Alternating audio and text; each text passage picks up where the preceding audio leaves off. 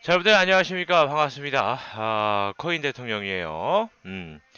자, 오늘은 여러분들에게 경제 이야기, 어떤 이야기를 드릴 거냐? 바로 중앙은행, 그 다음에 스테이블 코인, 그리고 미래 화폐 전쟁에 대해서 말씀을 드리도록 하겠습니다.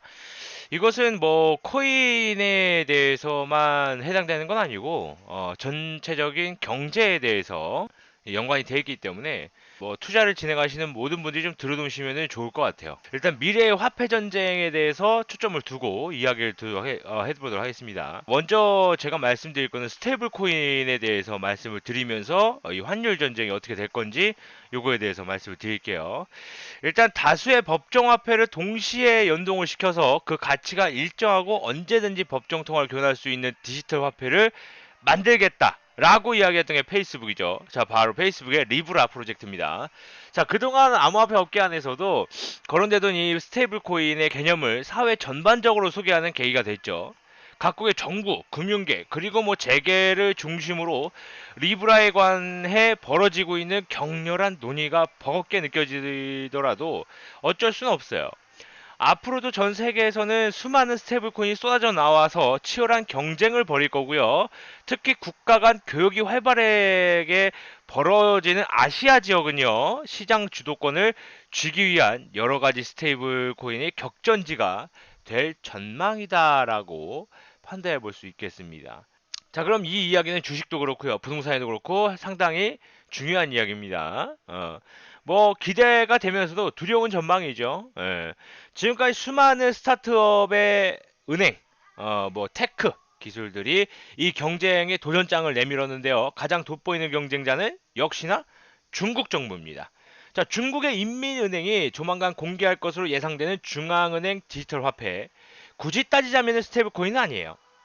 중국의 법정화폐 위안화의 가치에 연동되는 것을 넘어서서요, 위안화 자체가 디지털 형태로 바뀌어서 발행되는 것이기 때문인데, 중국 중앙은행이 이처럼 디지털 화폐를 발행하기 시작하면 다른 정부나 민간 기업들도 그 뒤를 이어서 기존 법정 통화를 디지털 형태로 바꾸거나 아예 디지털 형태로 된 새로운 종류의 법정화폐 개발에 나설 가능성이 매우 큽니다. 중국의 중앙은행 디지털화폐 CBDC라고 합니다. CBDC와 스테이블코인은 스마트 계약이나 블록체인 프로젝트를 진행을 할 때 겪게 되는 가장 오래되고 큰 문제 중 하나를 해결해 줄 수 있다는 잠재력을 지니고 있어요.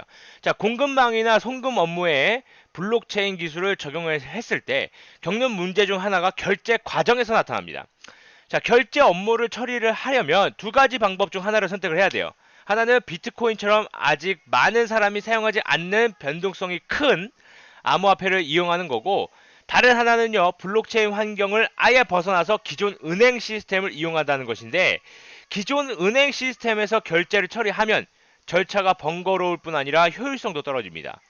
만약에 여기서 미국 달러처럼 이미 폭넓게 이용되는 법정화폐의 스마트 계약 기술 접목을 사용할 수만 있다면 앞으로 상업과 관련된 모든 업무는 전에 없던 효율성을 얻게 될 거예요.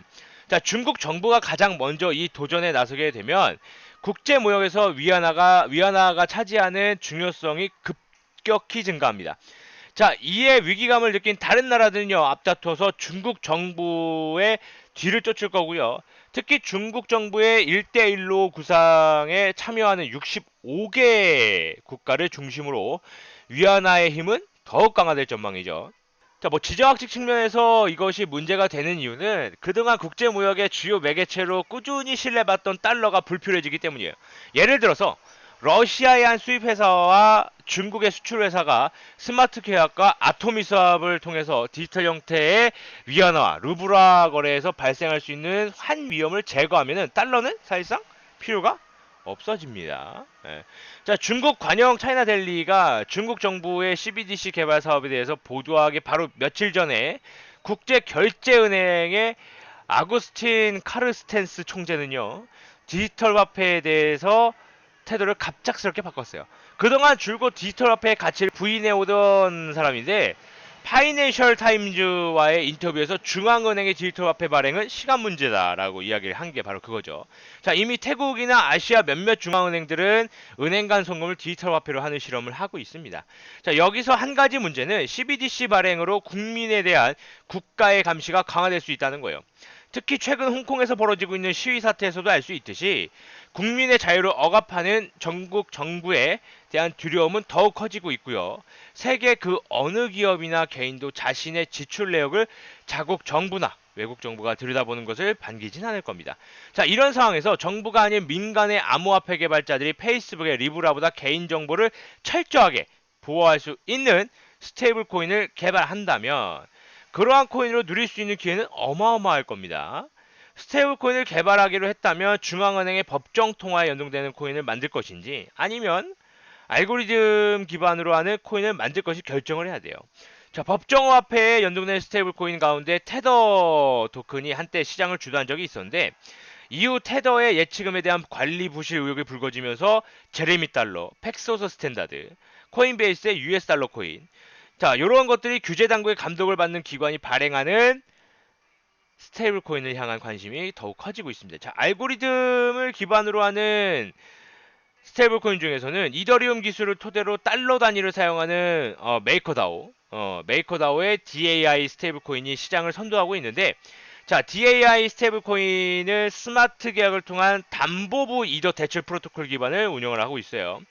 자, 알고리즘 기반 스테이블 코인의 가장 큰 장점은 제3자가 개입을 할 필요가 없다는 거예요.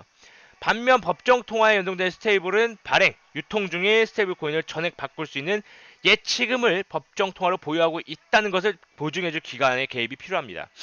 다만 DAI처럼 알고리즘에 의존하는 스테이블 코인은 초단타 매매봇에 의해서 조작될 가능한 위험이 있어요.